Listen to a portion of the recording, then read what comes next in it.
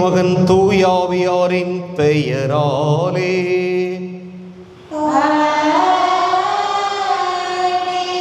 நம் ஆண்டவராகிய இயேசு கிறிஸ்துவின் அருளும் கடவுளின் அன்பும் தூயாவியாரின் நட்புறவும் உங்கள் அனைவரோடும் இருப்பதாக.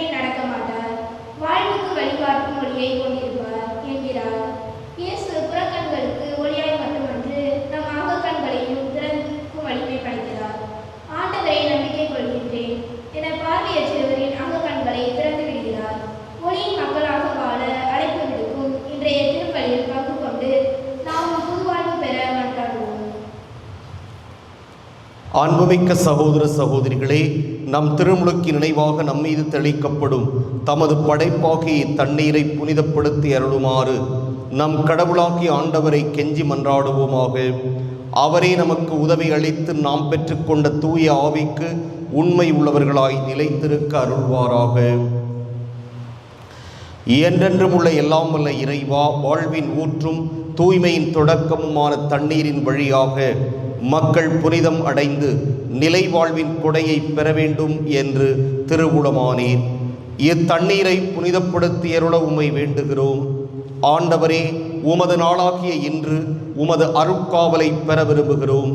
வாழ்வழிக்கும் உமது அருளின் ஊற்றினை எம்மில் புதுப்பித்தருளும்.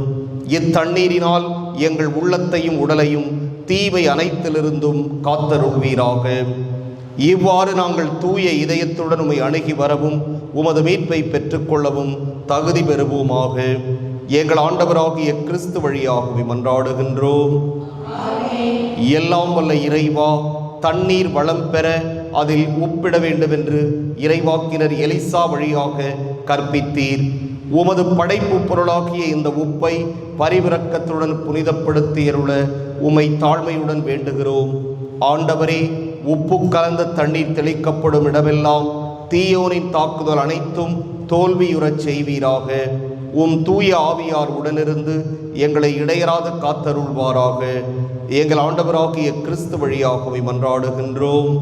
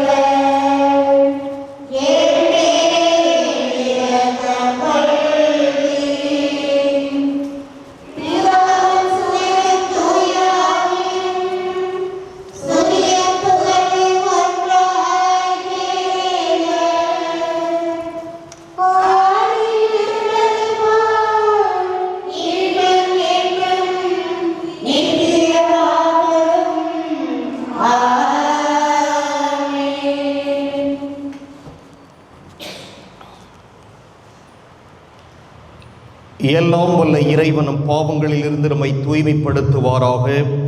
இந்த நற்கருணை கொண்டாட்டத்தின் வழியாக அவர் தம்முடைய ஆட்சியின் விருந்தில் பங்கு கொள்ள நம்மை தகுதி பெறச் செய்வாராக.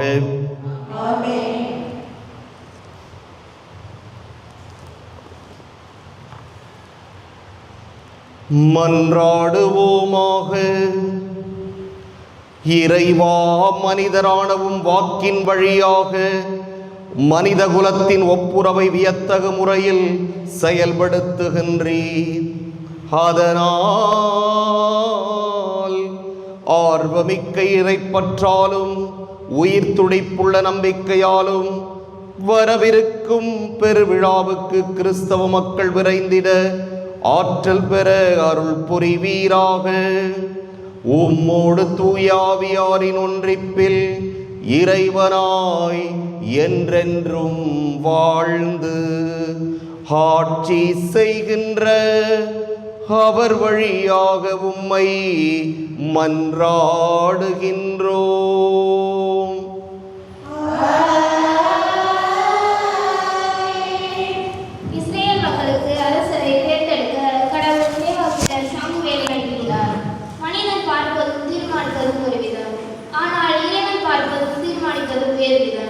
மனிதன் வெளிப்புற தோற்றத்தை மட்டும் பார்க்கிறான், ஆனால் இறைவனோ இதயத்தை பார்க்கிறார்.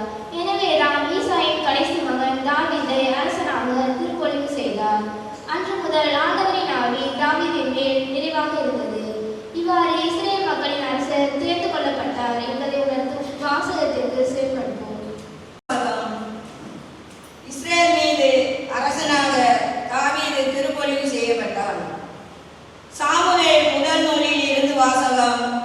அதிகாரம் 16. இறை வார்த்தைகள் 1:6 தொடங்கி 7 முடிய, மேலும் 10 தொடங்கி 13 முடிய. அந்நாட்களில் ஆண்டவர் சாமுவேலை நோக்கி, உன்னிடம் உள்ள கொம்பை எண்ணெயால் நிரப்பிக் கொண்டு போ.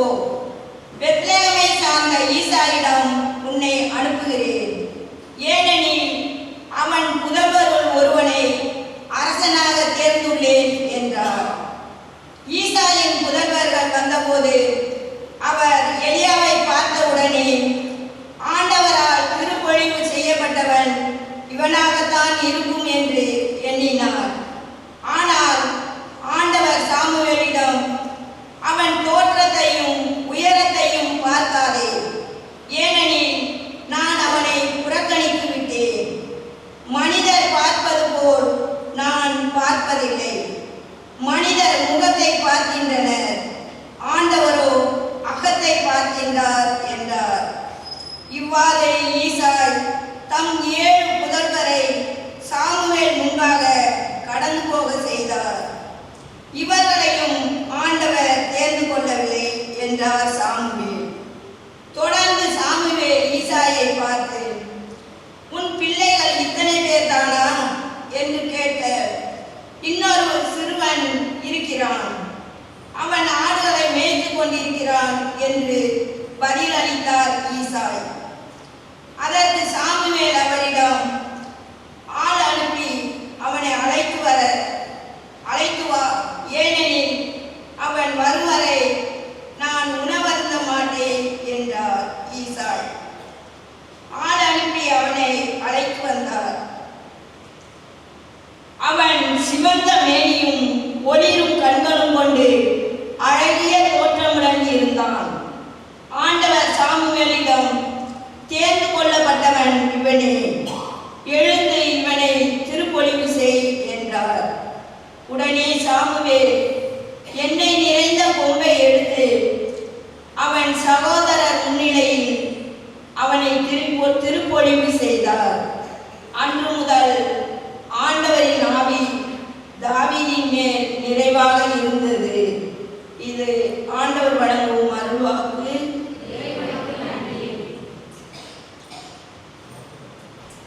பதிலுரை பாடல். பல்லவி. ஆண்டவரே என் ஆயர், எனக்கேதும் குறையில்லை. ஆண்டவரே என் ஆயர், எனக்கேதும் குறையில்லை. ஆண்டவரே என் ஆயர், எனக்கேதும் குறையில்லை. பசும்புல் வெளி மீது என்னை அவர் இளைப்பாற செய்வார். அமைதியான நீர்நிலைகளுக்கு என்னை அழைத்து செல்வார். பல்லவி. ஆண்டவர்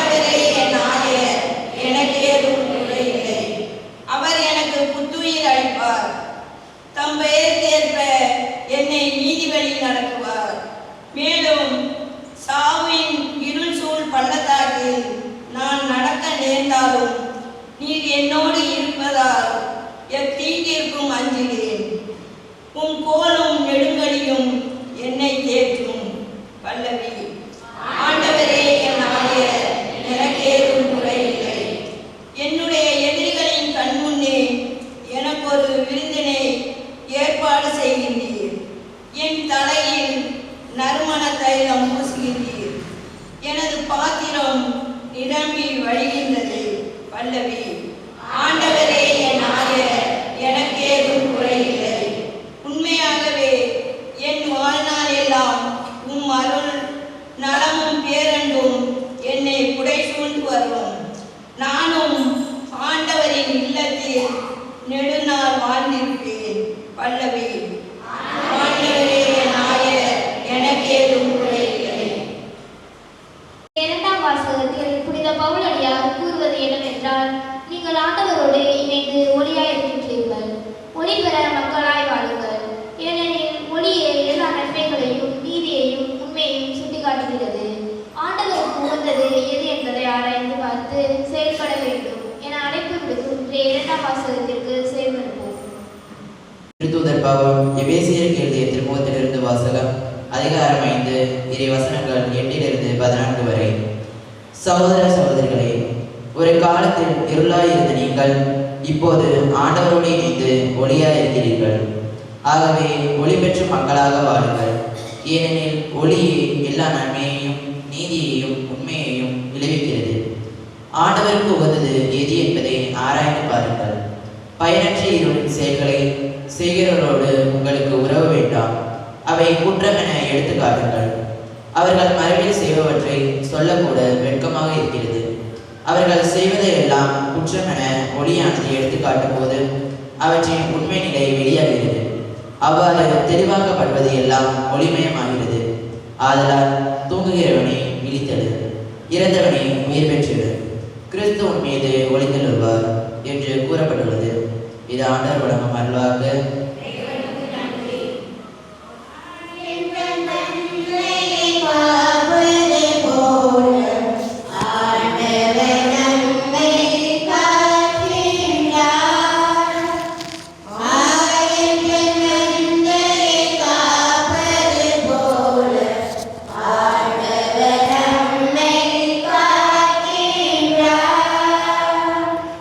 உலகின் ஒளி நானே, என்னை பின்தொடர்பவர் வாழ்வுக்கு வழிகாட்டும் ஒளியை கொண்டிருப்பார் என்கிறார் ஆண்டவர்.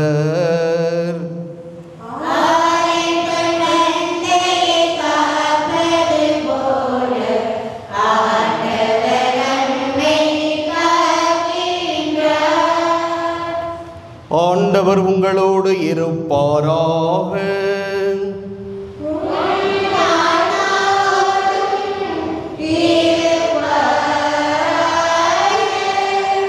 யோவான் எழுதிய தூய நற்செய்தியிலிருந்து வாசகம்.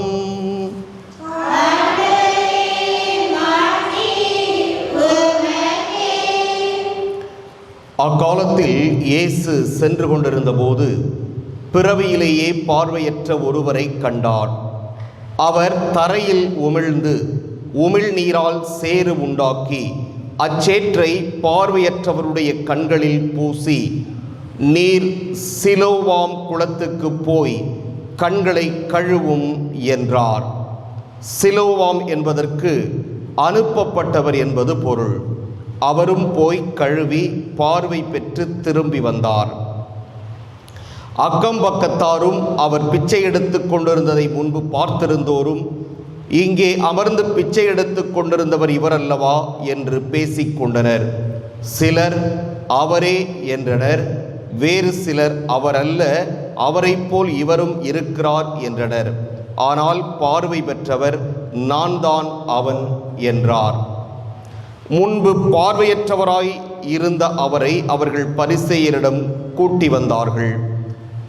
இயேசு சேறு உண்டாக்கி அவருக்கு பார்வை அளித்த நாள் ஓர் ஓய்வு நாள்.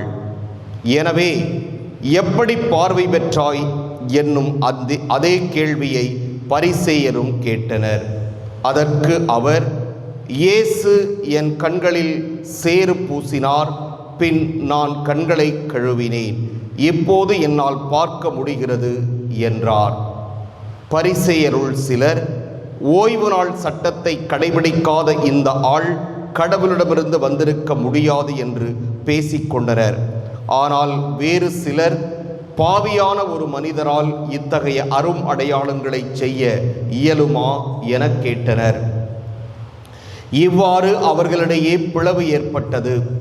அவர்கள் பார்வையற்றிருந்தவரிடம், உனக்கு பார்வை அளித்த அந்த ஆளை குறித்து நீ என்ன சொல்கிறாய் என்று மீண்டும் கேட்டனர்.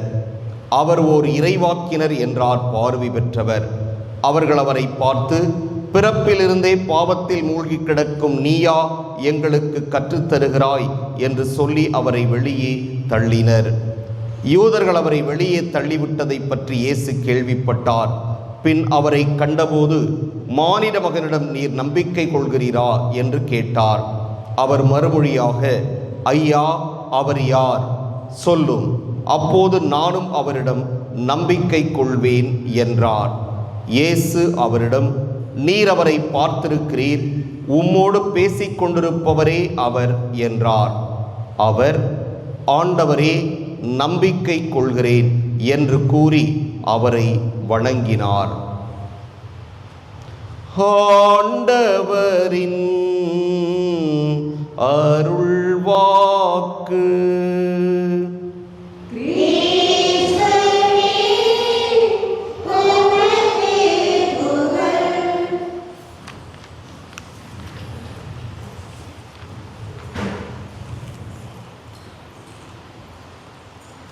அன்புக்குரியவர்களே, ஏற்கனவே உங்களுக்கு இந்த திருப்பீடத்தை பற்றி சொல்லியிருக்கிறேன். எந்த திருப்பீடம்? இந்த திருப்பீடம். இது எப்படிப்பட்ட திருப்பீடம்? சத்தமா?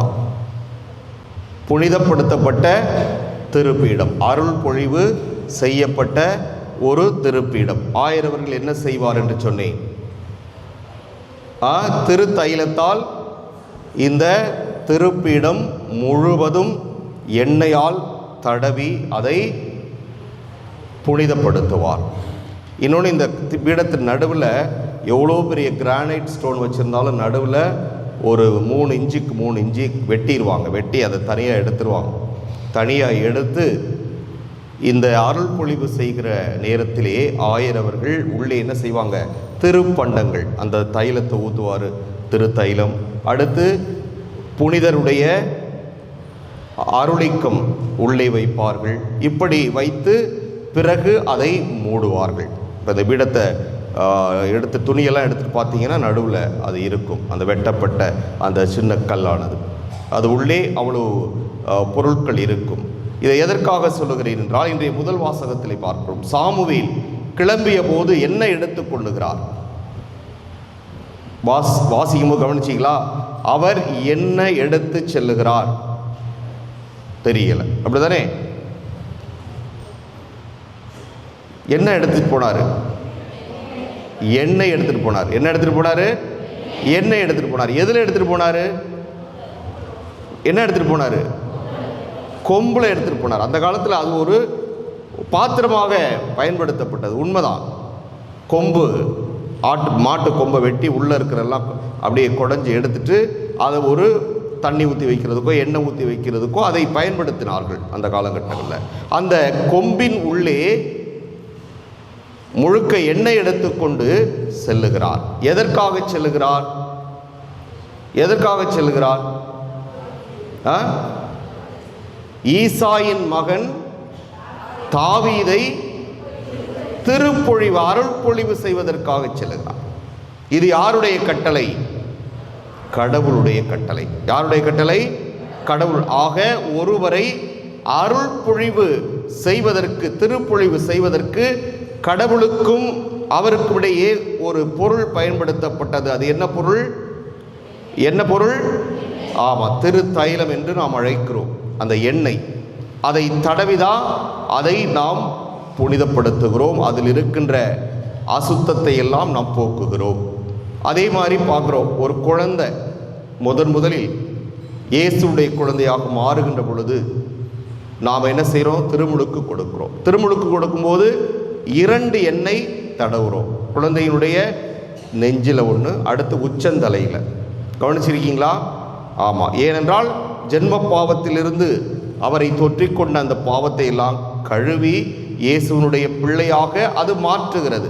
ஆக எண்ணெய் ஒரு புனிதப்படுத்தும், அருள் பொழிவு செய்யும் ஒரு ஆற்றலாக பயன்படுத்தப்படுவதை நாம் பார்க்கிறோம்.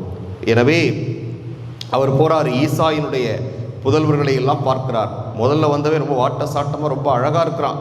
உடனே சாமுவேல் என்ன நினைக்கிறார்? உண்மையிலேயே இவன் தான் பார்க்க அழகாக இருக்கான், வாட்ட சாட்டமாக இருக்கான், அதனால் இவரைத்தான் இறைவன் தேர்ந்தெடுத்திருப்பார் என்று நினைத்த போது ஆண்டவர் அவருக்கு, நான் இவனை தேர்ந்து கொள்ளவில்லை. வரிசை எல்லாரும் வராங்க, ஆண்டவர் தேர்ந்து கொள்ளவில்லை.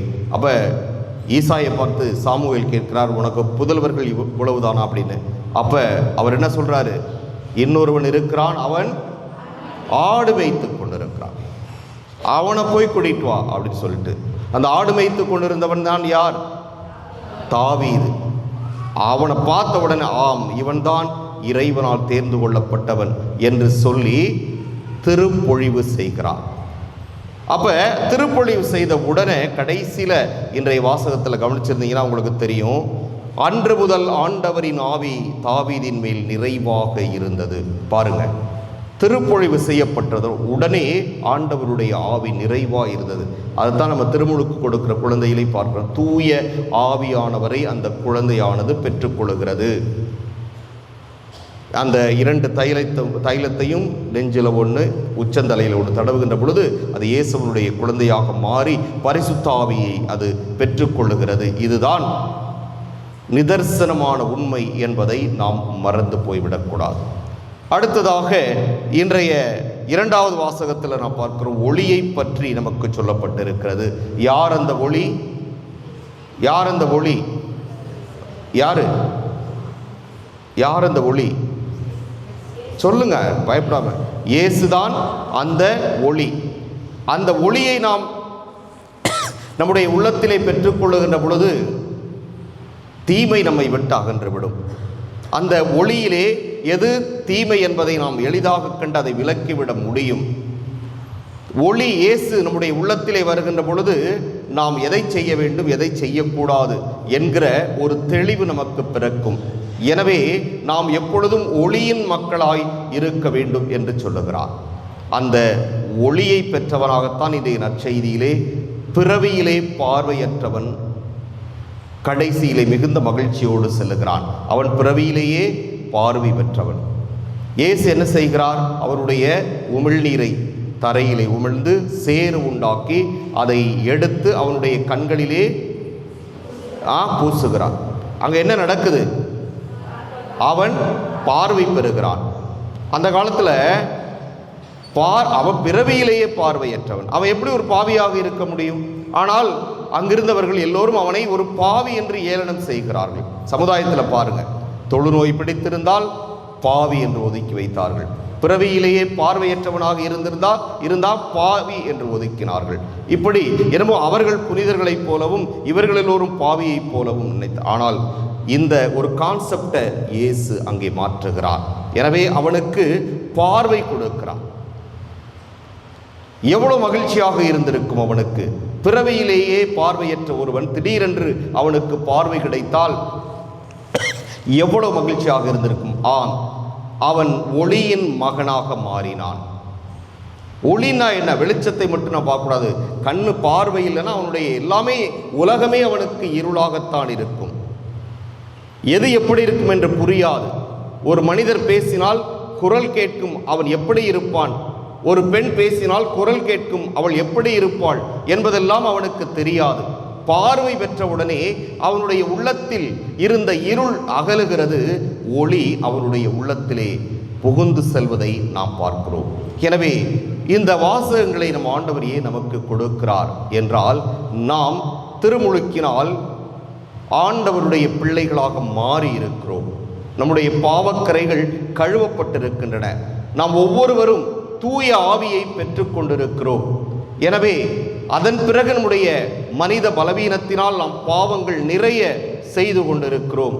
அதையெல்லாம் நாம் இந்த தவக்காலத்தில் நினைத்து பார்த்து ஆண்டவரிடம் எடுத்து சொல்லி, நாம் இருளிலே வாழ்ந்து கொண்டிருக்கிறோம். பார்வை இருந்தும் இருளின் மக்களாக வாழ்ந்து கொண்டிருக்கிறோம். ஆண்டவர் நல்லதையும் கெட்டதையும் செய்ய நமக்கு ஆப்ஷன் கொடுத்திருக்கிறார். ஆனால் நம்ம தீமையையே செய்து கொண்டு இருளில் வாழ்ந்து கொண்டிருக்கிறோம். இப்படி எல்லா அருள் வரங்களையும் பெற்றுக்கொண்ட நாம் நம்முடைய தவறான சிந்தனை செயல்பாடுகள் வழியாக இருளிலே வாழ்ந்து கொண்டிருக்கிறோம். ஆண்டவர் நம்மையும் ஒளியை நோக்கி வாருங்கள் என்று அழைப்பு விடுக்கிறார். பிறவியிலேயே பார்வையற்றவன் குணம் பெற்றதை போன்று நாம் பல்வேறு சமயங்களிலே பாவ வாழ்வை தெரிந்து கொண்டு வாழ்ந்து கொண்டிருக்கிறோம். எனவே அந்த பாவ வாழ்க்கையை விட்டுவிட்டு நாம் ஆண்டவர் இயேசு என்கிற அந்த ஒளியை பெற்று வாழ்கின்ற பொழுது இறை ஆசி நமக்கு எப்பொழுதும் நிறைவாய் கிடைக்கும். ஆமென். எழுந்து நின்று விசுவாசத்தை அறிக்கையிடுவோம்.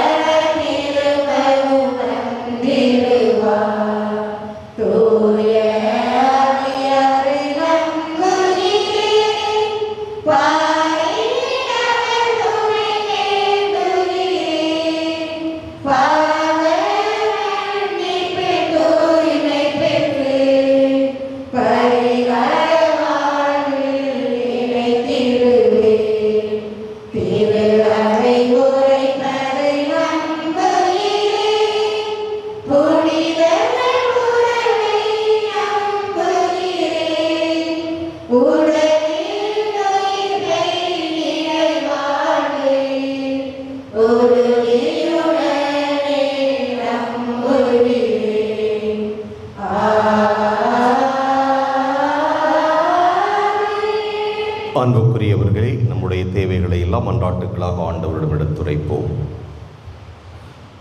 நல்ல ஆயனே என் இறைவா, ஆண்டவரே என் ஆயர், எனக்கு எது குறையில்லை என்று திருப்பாடலில் நாங்கள் கேட்பது போல உமது மந்தைகளாகிய எங்களை வழிநடத்த உம்மால் தேர்ந்து கொள்ளப்பட்ட எம் திருத்தந்தை, ஆயர்கள், அருட்பணியாளர்கள், துறவியர் அனைவரையும் ஆசி தந்து அவர்களது பணி வாழ்க்கைக்கு தேவையான ஆற்றலை தந்தருள வேண்டும் என உம்மை மன்றாடுகிறோம். வழிநடத்தும் நாயகனே எம் இறைவா, எங்கள் நாட்டை ஆளும் அரசியல் தலைவர்கள் அனைவருக்கும் ஆசி தந்தருளும். அவர்கள் தங்களுக்கு அளிக்கப்பட்டுள்ள பொறுப்புகளை நல்ல முறையில் செய்து மக்கள் வாழ்க்கையில் ஒளியேற்றி வைக்கவும், அவர்கள் தன்னல ஒளியில் வாழாமல் பிறர் வாழ்க்கையில் ஒளியேற்றவர்களாய் திகழவும் வேண்டும் என உம்மை மன்றாடுகிறோம். நானே உலகின் ஒளி என்று உம் திருமகன் வழியாக மொழிந்த இறைவா, எமது நாட்டில் உள்ள கண் பார்வை இழந்த மக்களை உம் பாதம் சமர்ப்பிக்கின்றோம். அவர்களுக்கு நீரே வழிகாட்டியாக இருந்து அவர்களுடைய மனதினை ஆற்றுப்படுத்தி அவர்களுக்கு எப்பொழுதும் துணையாக இருந்து வழி நடத்திட தேவையான அருளை தர உம்மை மன்றாடுகிறோம். கேட்டருளும். ஒளியின் மக்களாக வாழ வேண்டும் என்று மொழிந்த என் இறைவா, இன்றைய வாசகத்தில் கேட்டது போல யூதர்கள் பரிசேயர்கள் போன்ற மனம் கொண்ட மக்கள் பார்வையில்லாத நபர் அதே நிலையில் இருக்க வேண்டும் என்று விரும்புகின்றனர். ஆனால் நாங்கள் இன்று முதல் அகப்பார்வை கொண்டு வாழ ஆற்றல் தர வேண்டும் என உம்மை மன்றாடுகிறோம். நம்முடைய தனிப்பட்ட தேவைகளை அமைதியாக ஆண்டவரிடம் எடுத்துரைப்போம்.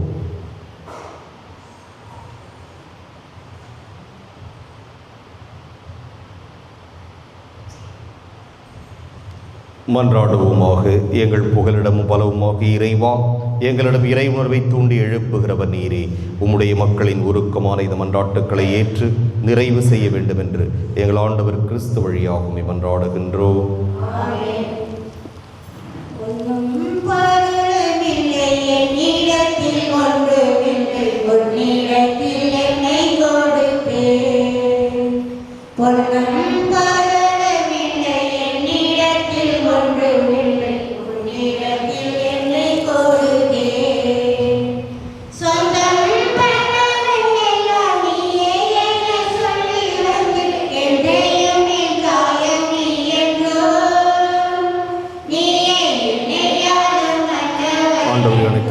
வாழ்த்துப்பிறவீராக வல்லன் தேவன் நாம் தப்பத்தை இலக்குமுறை மனித உழைப்பின் பயணம் இது எங்களுடன் வாழ்முறைக்கு மொத்தமாக மாறும் இறைவன் என்று வாழ்த்து பெறுவாராக.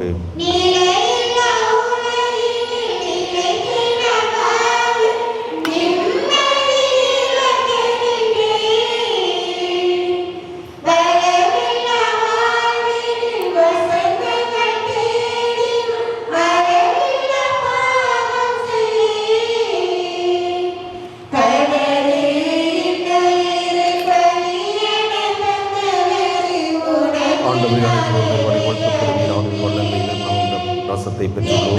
காட்சி செடி மனித உழைப்பில் பயணமான ரசத்தை கொடுக்கின்றோம். இது எங்கள் ஆன்மீக பானமாக மாறும் இறைவன் வாழ்த்து பெறுவாராக. ஆண்டவரை தாழ்மையான மனமும் நொறுங்கிய உள்ளம் கொண்ட ஏற்றருளும். ஆண்டவரை இறைவா, நாங்கள் திருமணம் கொடுக்கும் இப்பலி உமக்கு உகந்ததாவதாக.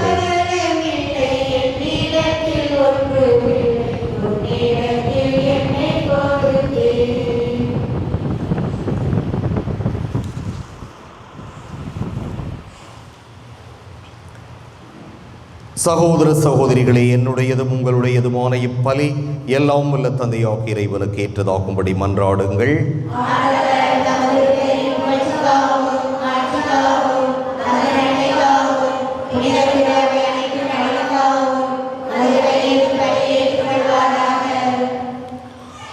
ஆண்டவரே, பணிவுடன் உம்மை வேண்டி நிலையான உதவி அளிக்கும் காணிக்கைகளை பேரின்பத்துடன் உமக்கு ஒப்புக் கொடுக்கின்றோம். அதனால் நாங்கள் இவற்றை உண்மையிலேயே போற்றவும் உலகின் மீட்புக்காக உமக்கு உகந்தவாறு ஒப்புக் கொடுக்கவும் செய்வீராக. எங்கள் ஆண்டவராகிய கிறிஸ்து வழியாக உம்மை மன்றாடுகின்றோம். ஆண்டவர் உங்களோடு இருப்பாராக.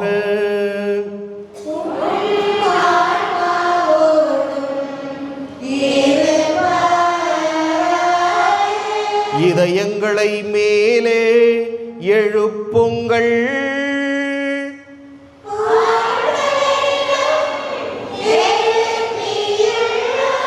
நம் இறைவனாகிய ஆண்டவருக்கு நன்றி கூறுவோம்.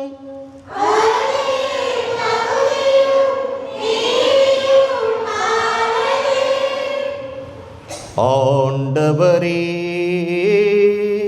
தூயவரான தந்தையே, என்றும் உள்ள எல்லாம் வல்ல இறைவா, எங்கள் ஆண்டவராகிய கிறிஸ்து வழியாக எந்நாளும் எவ்விடத்திலும் நாங்கள் உமக்கு நன்றி செலுத்துவது மெய்யாகவே தகுதியும் நீதியும் ஆகும். எங்கள் கடமையும் மீட்புக்கு உரிய செயலுமாகும். கிறிஸ்து தாம் மனிதரானதன் மறை நிகழ்வு வழியாக இருளில் நடக்கும் மனித குலத்தை நம்பிக்கையின் ஒளிக்கு கொண்டு வந்தார். பழைய பாவநிலைக்கு உட்பட்டவர்களாக பிறந்தவர்களை புது பிறப்பின் கழுவுதலால் உரிமை மக்களாக ஏற்றுக்கொண்டார். ஆகவே விண்ணகத்திலும் மண்ணகத்திலும் உள்ள அனைத்தும் உம்மை ஆராதித்து வணங்கி புதியதொரு பாடுகின்றன. வானதூதரணிகள் அனைத்தோடும் நாங்கள் சேர்ந்து முடிவின்றி பறைசாற்றி பாடுவதாவது: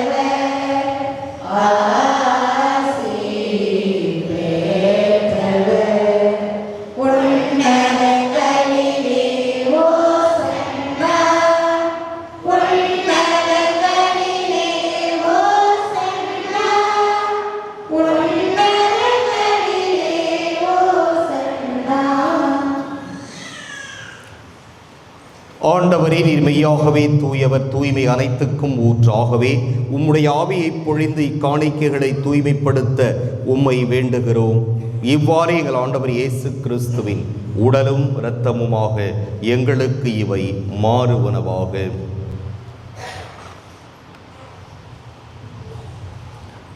அவர் பாடுபட உளம் கனிந்து தம்மை கையளித்த போது அப்பத்தை எடுத்து நன்றி செலுத்தி அதை பிட்டு தம் சீடர்களுக்கு அளித்து கூறியதாவது: அனைவரும் இதிலிருந்து பெற்று உண்ணுங்கள், ஏனெனில் இது உங்களுக்காக கையளிக்கப்படும் என் உடல்.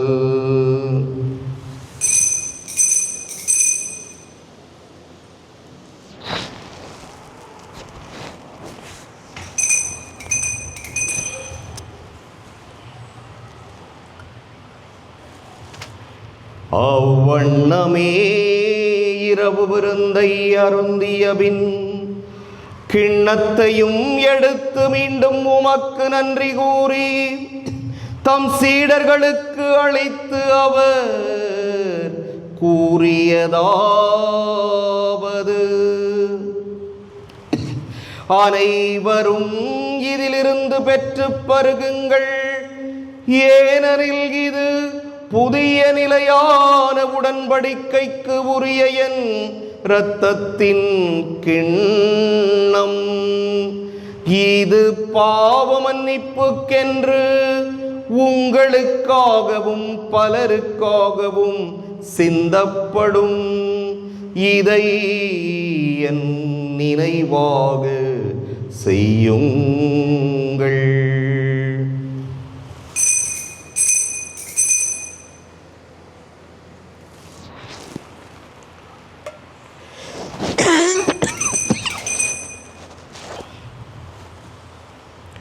நம்பிக்கையின் மறைபொருள்.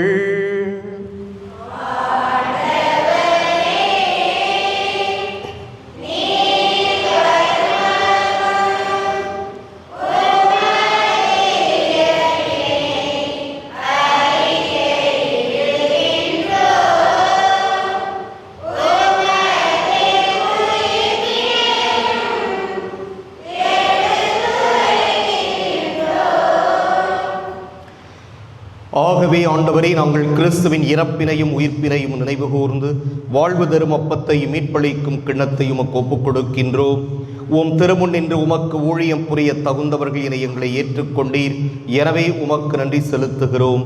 மேலும் கிறிஸ்துவின் உடலிலும் இரத்தத்திலும் பங்கு கொள்ளும் எங்களை தூய ஆவியார் ஒன்று சேர்க்க வேண்டுமென உம்மை தாழ்மையுடன் மன்றாடுகின்றோம்.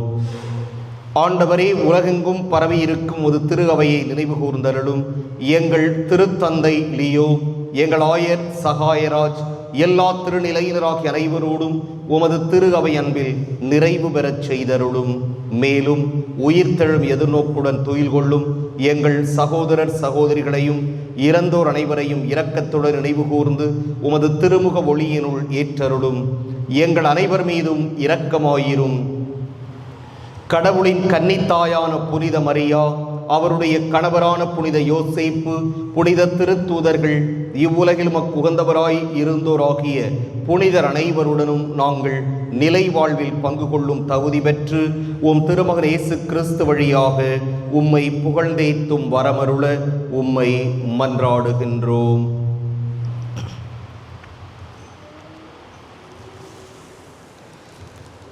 இவர் வழியாக இவரோடு இவரில் எல்லாம் வல்ல இறைவனாகிய தந்தையே,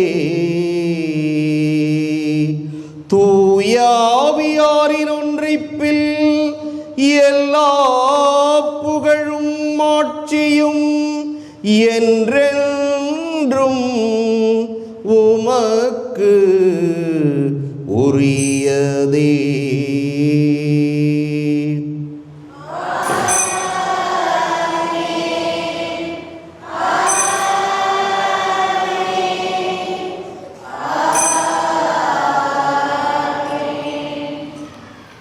மீட்பரின் கட்டளையால் கற்பிக்கப்பட்டு இறைவிடைப்பினையால் பயிற்சி பெற்ற நாம் துணிந்து பாடுவோம்.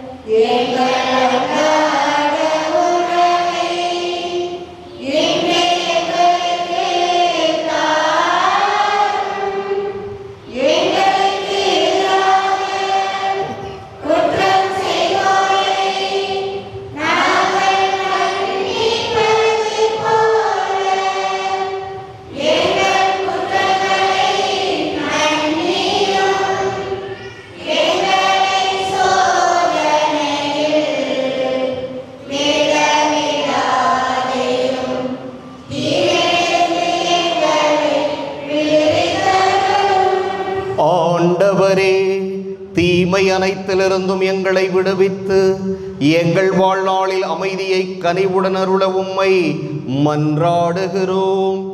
உமது இரக்கத்தின் உதவியால் நாங்கள் பாவத்தில் இருந்து எப்போதும் விடுதலை பெற்று யாதொரு கலக்கமுமின்றி நலமாய் இருப்போமாக. நாங்கள் எதிர்நோக்கி இருக்கும் பேரின்பத்துக்காகவும் மீட்பராகிய இயேசு கிறிஸ்துவின் வருகைக்காகவும் காத்திருக்கின்றோம்.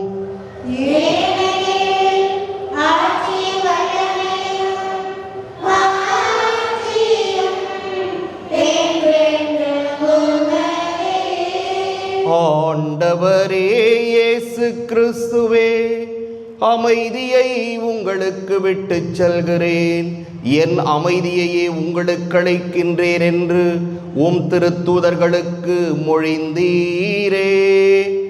எங்கள் பாவங்களை பாராமல் உமது திரு அவையின் நம்பிக்கையை கண்ணோக்கி உமது திருவுளத்துக்கு ஏற்ப அதற்கு அமைதியையும் ஒற்றுமையையும் அளித்தருள்வீராக. என்றென்றும் வாழ்ந்து ஆட்சி செய்கின்றவர் நீரே.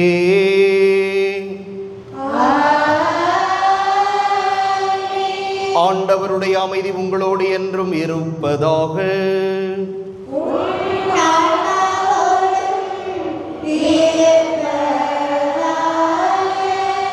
ஒருவருக்கொருவர் அமைதியை பகிர்ந்து கொள்வோம்.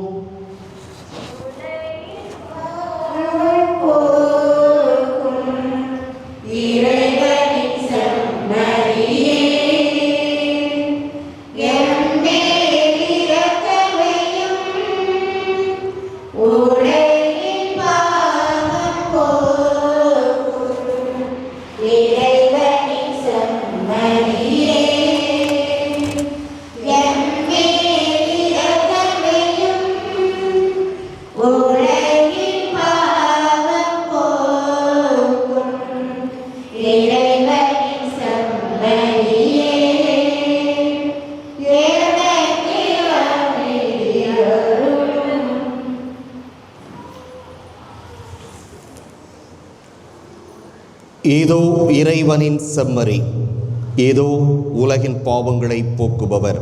செம்மறியின் விருந்துக்கு அழைப்பு பெற்றோர் பேறு பெற்றோர்.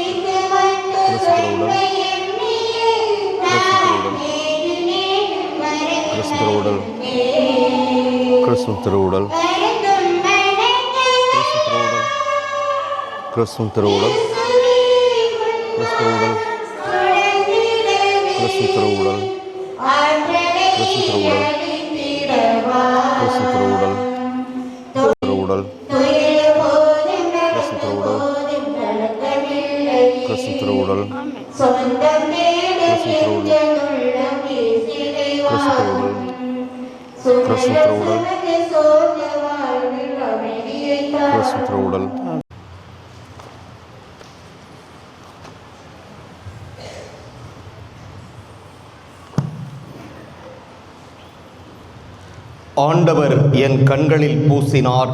நான் சென்றேன், கழுவினேன், பார்த்தேன், கடவுளை நம்பினேன். மன்றாடுவோமாக.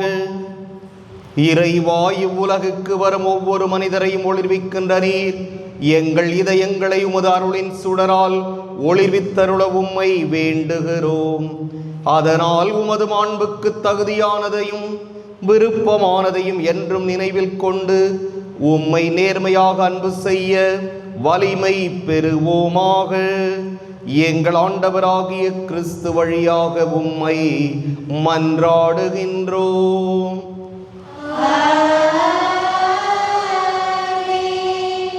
ஆண்டவர் உங்களோடு இருப்பாராக.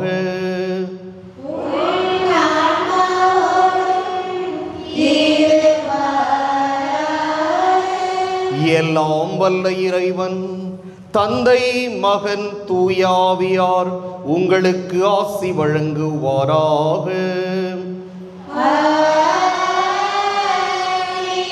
சென்று வருவோம். திருப்பலி நிறைவேறிற்று.